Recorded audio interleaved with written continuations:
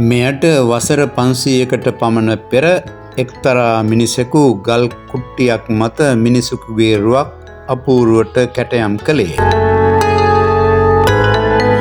ඔහු නමින් මයිකල් ආන්ජීලෝ විය.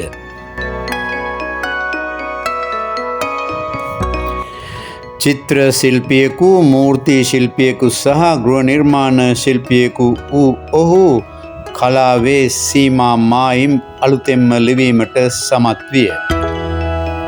අද අප සොයා යන්නේ මේ අසහාය කලාකරුවා පිළිබඳවයි.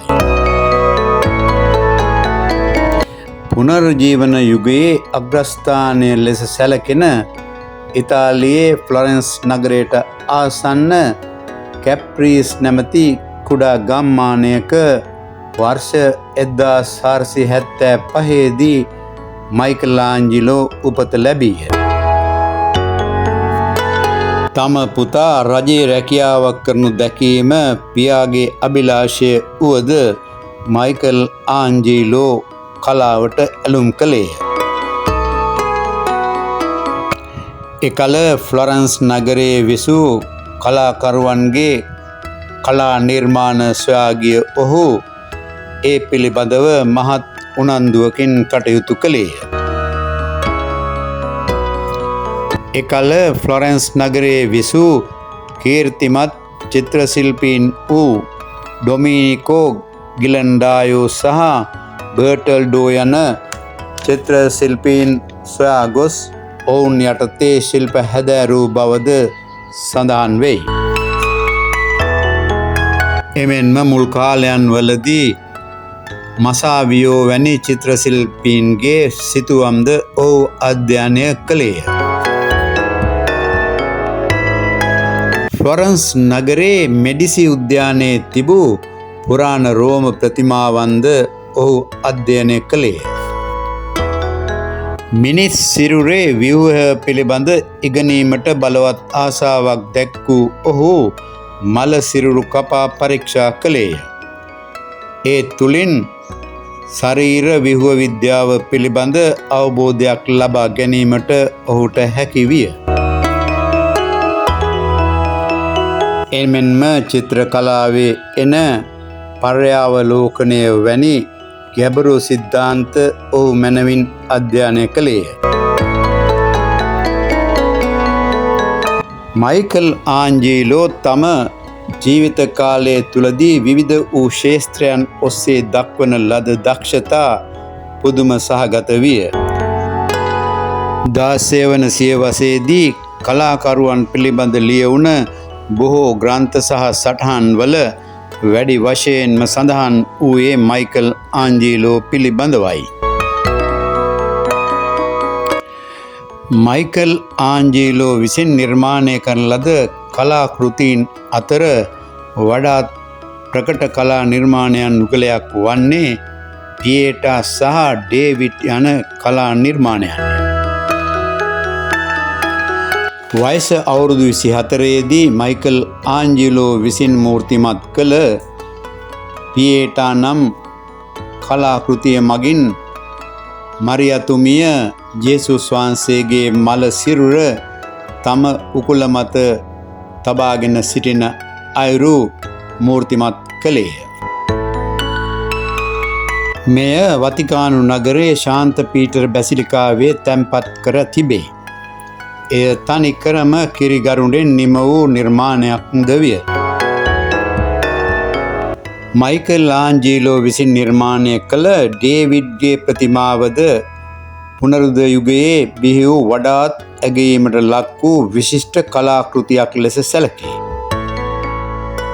අඩි 17ක් උස ඇති මෙම පිළිරුව වර්ෂ 1504 දී නිම කරන ලදී.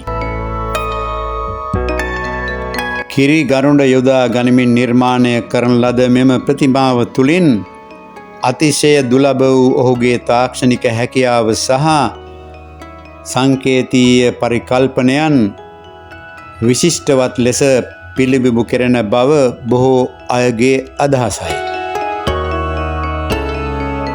වර්ෂ 1508 දී දෙවන ජුලියස් පාප් වහන්සේගේ ආරාධනාවෙන් ඔහු සිස්ටීන් නැමැති දේවස්ථානයේ සිවිලිමේ චිත්‍ර ගණනාවක් නිර්මාණය කළේය. වසර 4ක් පුරා උඩුබැලි අතට වැතිර සිටිමින් ආදම්ගේ නිර්මාණය ඇතුළු මයිටල් කතා මාලාවක් ඔහු මෙම සිවිලිමේ සිත්තම් කළේය. එයින් වසර කිහිපයකට පසුව සිස්ටන් දේවස්ථානයේම බිත්තියක ඔහු අන්තිම විනිශ්චය නැමැති චිත්‍රයද නිර්මාණය කළේය. ශාන්ත ජෝන් සහ ශුද්ධ වූ පවුල නැමැති සිතුවමද මයිකල් ආන්ජලෝගේ විශිෂ්ටතම නිර්මාණ අතර වේ. එය මයිකල් ආන්ජලෝ විසින් තෝනි සහ ස්ටෝසිගේ විවාහයන් වෙනුවෙන් නිර්මාණය කරන ලදැයි විශ්වාස කෙරේ. දැනට ලන්ඩන් කලාගාරයේ තබා ඇති මරියතුමිය සහ දරුවා යන නිර්මාණයද මයිකල් ආන්ජලෝ විසින් මෙම යුගයේදීම නිර්මාණය කළ තවත් අද්විතීය කලා නිපැයුමක් වේ.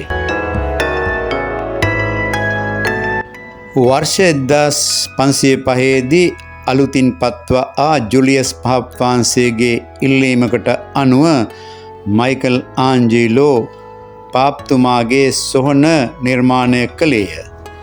ඒ සඳහා ඔහුට වසර 40ක්ම ගත වූ බව සඳහන් වේ.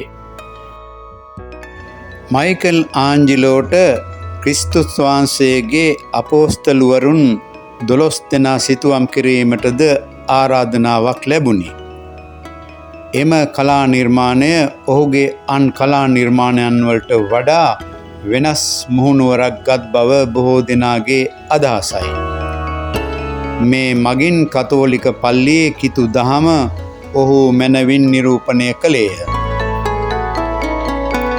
දෙවියන් විසින් පෘථුවිය නිර්මාණය කිරීම, දෙවියන් විසින් මිනිස් වර්ගයා මැවීම ආදිය මයිකල් ආන්ජලෝගේ ඉතා විශිෂ්ට කලා නිර්මාණ ලෙස පිළිගැනේ. වර්ෂ 1564 දී මිය යනතුරුම මයිකල් ආන්ජලෝ විවිධ වූ කලා නිර්මාණයන් කිරීමේලා නිරත විය. මහලුවේදී ඔහු වඩාත්ම ගෘහ නිර්මාණ ශිල්පයන් කෙරෙහි අවධානය යොමු කළ බව සඳහන් වේ. ශාන්ත පීටර් බැසිලිකාවේ මහා ගෝලාකාරයේ ඔහු විසින් නිර්මාණය කරන ලද්දකි. වර්ෂ 1564 දී වයස අවුරුදු 88ක් වූ මයිකල් ආන්ජලෝ මෙලොව හැර යන තුරුම කලා කෘති නිර්මාණය කළේය. හුදකලා ජීවිතයකට වඩාත් ඇලුම් කළ මයිකල් ආන්ජලෝ දැඩි ආගමික භක්තිකයෙකු විය. මයිකල් ආන්ජලෝ යනු මිනිස් ආත්මේ ශක්තියින් සහ සුන්දරත්වය ගලට සහ වර්ණයට මුසු කළ අසම සම කලාකරුවාය. මයිකල් ආන්ජලෝ යනු කලාවට කැප වූ සදාකාලික ආත්මයකි.